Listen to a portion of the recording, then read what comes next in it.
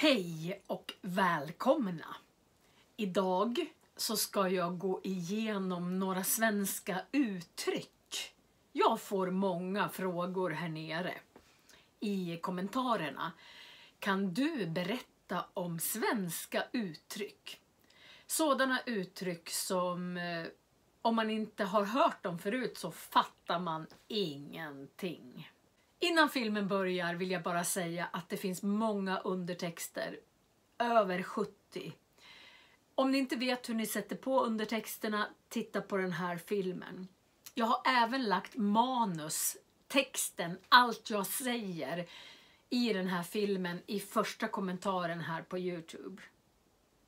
I beskrivningen så finns det länkar till alla mina spellistor.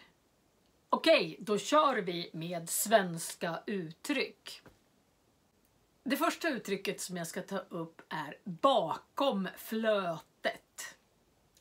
Okej, här kommer en bild på ett flöte och bakom det flötet. Det är ju lite konstigt. Man använder det så här. Han är nog lite bakom flötet. Då hänger han inte med riktigt. Han kanske är lite osmart, lite korkad. Då fattar man alltså inte vad man pratar om. Han är helt bakom flötet. Vara bakom flötet. Du är ju helt bakom flötet. Det var nummer 1. Nummer 2 är blodad tand. Här har vi en tand. Och blod, det är ju om man blöder ur ett sår. Man kan säga så här. Han har fått blodad tand. Då har han inte fått ett slag. Utan har man fått blodad tand, då har man blivit inspirerad att göra det här mera. Ja, han var ute och åkte skidor i helgen och han fick blodad tand. Det betyder att han vill åka mer skidor. Jag var ute och seglade och det gav mig blodad tand. En kula är en rund sak. Det finns ett uttryck som heter börja på ny kula. Om man börjar på ny kula, då börjar man om. Jag har börjat på ny kula. Jag har fått nytt jobb och jag har flyttat till en ny stad. Börja på ny kula. Börja om med någonting i sitt liv. Det här är ett uttryck som man kanske inte vill höra. Om någon ber dig dra dit pepparn växer så är det inte så snällt. Peppar är ju starkt. Det är ju som en liten röd frukt kan man säga. Dra dit pepparn växer. Det är ett snällare uttryck egentligen för att säga dra åt... jag kan inte ens säga det. Jag skriver det. Tydligen har man sagt det här uttrycket sedan 1700-talet. Antagligen så var det väldigt långt till ett land där pepparn växer. Så därför blev uttrycket dra dit pepparn växer. Då vill man inte se den personen och mer för att då åker den väldigt långt bort. Har ni sett en myrstack någon gång? En myrstack är alltså där myrorna bor. Det finns väldigt många myror. Myror är väldigt arbetsamma. Man kan se en liten myra släpa på ett stort strå. Och därifrån så kommer uttrycket dra sitt strå till stacken. Nej, nu måste du faktiskt dra ditt strå till stacken. Då innebär det att du måste också hjälpa till. Nu har alla lämnat ett bidrag till Rädda Barnen. Nu får du också dra ditt strå till stacken.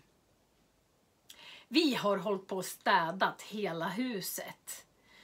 Och du har inte gjort ett dugg. Dra nu ditt strå till stacken. Min mamma sa alltid till mig: det du inte har i huvudet får du ha i benen. Och då kan man ju undra vad menas med det. Jo, om man glömmer någonting så får man ofta gå flera gånger. Så det du inte har i huvudet, det du inte kommer ihåg, då får dina ben gå mera. Det du inte har i huvudet får du ha i benen.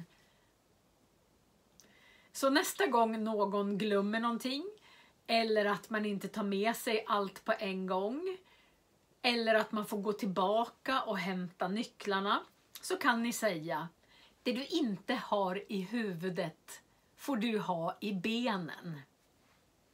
Min mamma tänker jag på då. Om någon säger så här: det vet fåglarna. Då betyder det att den personen inte vet eller är väldigt osäker. Så du kan alltså svara: det vet fåglarna. Om du inte vet eller är osäker. När började andra världskriget? Det vet fåglarna.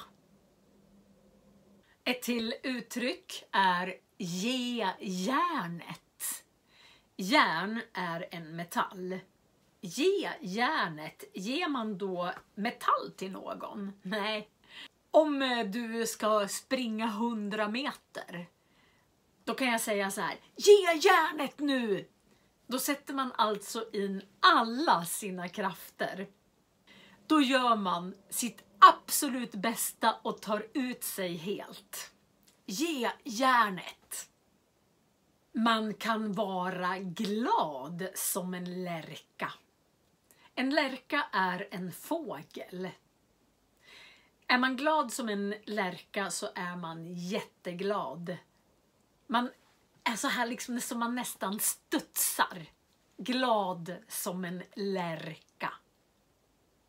Förr i tiden så pumpar man upp vatten. En pump. Det kan även vara en cykelpump som man pumpar i luft i däcken. Det finns ett uttryck som heter gå på pumpen. Om man går på pumpen, då misslyckas man eller man blir lurad. Där gick han verkligen på pumpen. Då har man alltså misslyckats eller blivit lurad. Gå på pumpen. Om det är någon av er som röker så kan man röka i en pipa som man stoppar tobak i. Det finns ett uttryck som heter gå åt pipan. Det betyder att det gick fel, att det misslyckades. Det här provet gick helt åt pipan. Då gick det inget bra. Det finns ett till uttryck som är nästan likadant. Och det är gå åt pipsvängen. Om ni tittar på Pippi Långstrump av Astrid Lindgren så är jag nästan säker på att hon brukar säga att det här går åt pipsvängen. Gå åt pipan, gå åt pipsvängen. Då misslyckas det helt. Ett annat uttryck är gå åt skogen. Det här gick helt åt skogen. Då misslyckas det. Gå åt pipan, gå åt pipsvängen, gå åt skogen. Då går det inget bra. Det här var några uttryck. Jag kommer att försöka lägga ut ett gäng uttryck.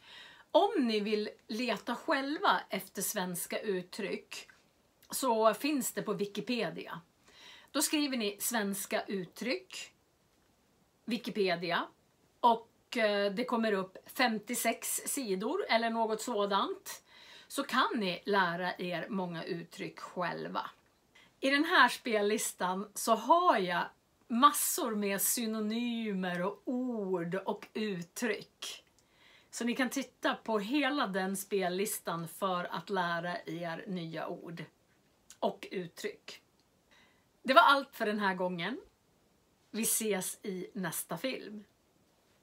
Hej då!